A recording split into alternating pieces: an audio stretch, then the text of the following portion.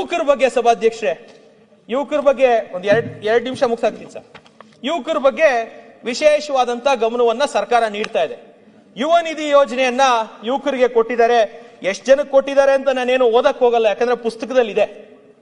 ಯುವ ನಿಧಿ ಜೊತೆಗೆ ಅನ್ಎಂಪ್ಲಾಯ್ಮೆಂಟ್ ಭಾಗ್ಯ ಹಾಗೂ ಡ್ರಗ್ಸ್ ಭಾಗ್ಯವನ್ನ ಈ ಸರ್ಕಾರ ಖಂಡಿತವಾಗ್ಲೂ ತಂದು ಕೊಟ್ಟಿದೆ ಅಂತ ಹೇಳಿ ಒಬ್ಬ ಒಂದು ನ್ಯಾಷನಲ್ ಪಾರ್ಟಿ ರಾಜ್ಯ ಯುವ ಘಟಕದ ಅಧ್ಯಕ್ಷನಾಗಿ ನಾನು ತೀವ್ರವಾಗಿ ಸರ್ಕಾರವನ್ನ ಖಂಡಿಸ್ತೀನಿ ಸಭಾಧ್ಯಕ್ಷರೇ. ಕಲಬುರಗಿಯ ವ್ಯಕ್ತಿಯನ್ನ ಮಹಾರಾಷ್ಟ್ರ ಪೊಲೀಸರು ಬಂಧಿಸಿ ಮಹಾರಾಷ್ಟ್ರದಿಂದ ಬಂದು ಮೈಸೂರಲ್ಲಿ ಡ್ರಗ್ ಫ್ಯಾಕ್ಟರಿ ಸೀಸ್ ಮಾಡ್ತಾರೆ, ಬೆಂಗಳೂರಲ್ಲಿ 3 ಕಡೆ ಡ್ರಗ್ ಫ್ಯಾಕ್ಟರಿ ಸೀಸ್ ಮಾಡ್ತಾರೆ.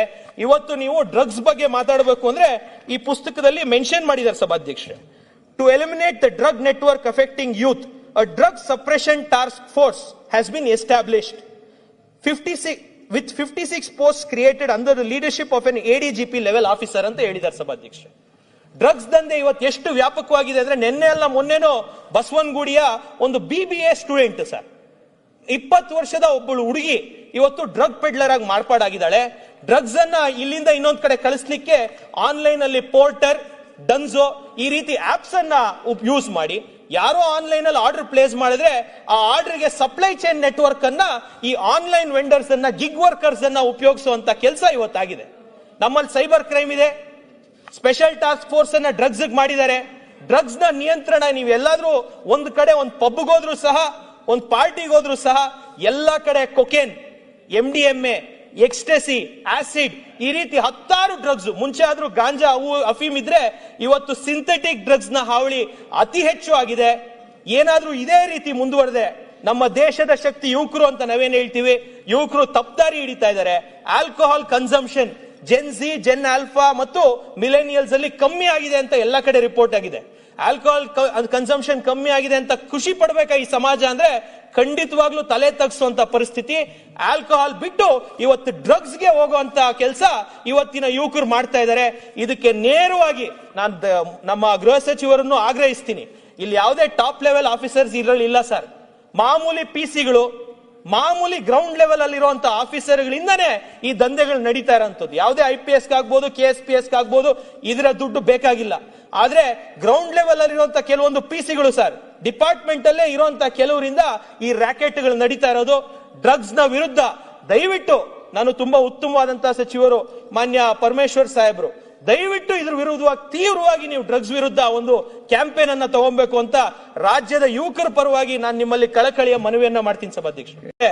ಮುಖ್ಯವಾಗಿ ನಮ್ಮ ದೇಶದ ಪ್ರಧಾನ ಮಂತ್ರಿಗಳು 4ನೇ ವಿಭಾಗ, ರೈತರ ಬಗ್ಗೆ ಮಾತಾಡಿದೀನಿ, ಮಹಿಳೆಯರ ಬಗ್ಗೆ ಮಾತಾಡಿದೀನಿ, ಯುವಕರ ಬಗ್ಗೆ ಮಾತಾಡಿದೀನಿ, ಬಡವರ ಬಗ್ಗೆ ಮಾತಾಡಬೇಕು ಅಂದ್ರೆ ನನಗಂತೂ 3 ವರ್ಷದ ಮುಂಚೆ ಆಯ್ಕೆಯಾಗಿ ಮೇ 13ನೇ ತಾರೀಕು 2023ರಲ್ಲಿ ಶಾಸಕನಾಗಿ ಆಯ್ಕೆ ಆದೆ. ಸರ್ಕಾರ ಬಹುಶಃ 20ನೇ ತಾರೀಕು 21ನೇ ತಾರೀಕು ರಚನೆ ಆಯ್ತು. ಮುಖ್ಯಮಂತ್ರಿಗಳು ಪ್ರಮಾಣ ವಚನ ತಗೊಂಡ್ರು. ನನಗವತ್ತು ನಿಜವಾಗ್ಲೂ ನನಗೂ ಸಂತೋಷ ಆಯ್ತು. ಮಾನ್ಯ ಸಿದ್ದರಾಮಯ್ಯ ಸಾಹೇಬರು ಮುಖ್ಯಮಂತ್ರಿಗಳಾಗಿದ್ದಾರೆ. ಹಿಂದುಳಿದ ನಾಯಕರು, ನಾನು ಒಬ್ಬ ಹಿಂದುಳಿದ ಸಮಾಜಕ್ಕೆ ಸೇರೋ ಅಂತವ್ರು. ಖಂಡಿತವಾಗ್ಲೂ ಅವರು ಬಡವರ ಪರವಾದಂತ ನಾಯಕರು. ಬಡವರ ಜೀವನವನ್ನ ಈ 2013ರಿಂದ 18ರಲ್ಲಿ ಒಳ್ಳೆಯ ಭಾಗ್ಯಗಳ ಮೂಲಕ ಬಡವರ ಜೀವನವನ್ನ ಬದಲಾಯಿಸಿರುವಂತ ಮುಖ್ಯಮಂತ್ರಿಗಳು. ಖಂಡಿತವಾಗ್ಲೂ ಅವರ ಒಂದು ಲೀಡರ್ಶಿಪ್ ಅಲ್ಲಿ ನಾನು ಒಬ್ಬ ಶಾಸಕರಾಗಿ ಒಳ್ಳೆ ಹೆಸರು ತಗಂತೀನಿ. ನನ್ನ ಕ್ಷೇತ್ರದ ಬಡವರಿಗೆ ಒಳ್ಳೆ ಸಹಾಯ ಆಗುತ್ತೆ ಅಂತ ನಾನು ತುಂಬಾ ಆಶಾಭಾವನೆ ಇಟ್ಕೊಂಡು ಈ ಸದನಕ್ಕೆ ಬಂದೆ ಸಭಾಧ್ಯಕ್ಷೆ. 3 ವರ್ಷದಲ್ಲಿ 3 ಬಜೆಟ್ ಮುಗೀತು ಸಭಾಧ್ಯಕ್ಷೆ, 3 ಸತಿ ಗವರ್ನರ್ ಸ್ಪೀಚ್ ಮುಗೀತು.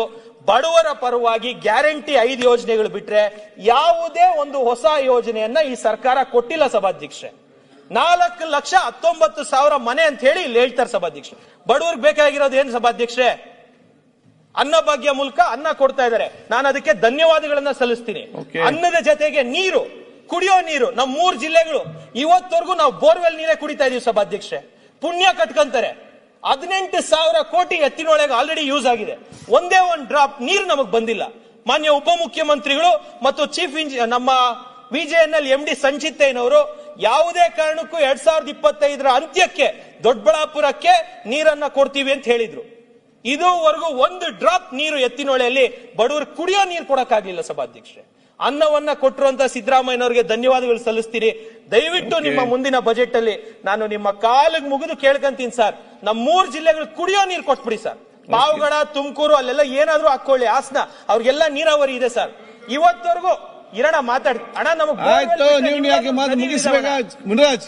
ದಯವಿಟ್ಟು ನಮ್ಮ 3 ಜಿಲ್ಲೆಗಳಿಗೆ ಕೋಲಾರ, ಚಿಕ್ಕಬಳ್ಳಾಪುರ ಮತ್ತು ಬೆಂಗಳೂರು ಗ್ರಾಮಾಂತರ ಜನತೆಗೆ ಕುಡಿಯೋ ನೀರು, ಸಿಹಿ ಕುಡಿಯೋ ನೀರು, ನಮಗ್ ನೀರಾವರಿಗೆ ರೈತರಿಗೆ ನೀರ್ ಬೇಡ, ಕುಡಿಯೋ ನೀರಾದ್ರೂ ಕೊಡಬೇಕು ಅಂತ ಮಾನ್ಯ ಮುಖ್ಯಮಂತ್ರಿಗಳಲ್ಲಿ ನಾನು ಕಳಕಳಿಯ ಮನವಿಯನ್ನ ಈ ಮೂಲಕ ಮಾಡ್ತೀನಿ ಸಭಾಧ್ಯಕ್ಷ. ಇದ್ರ ಜೊತೆಗೆ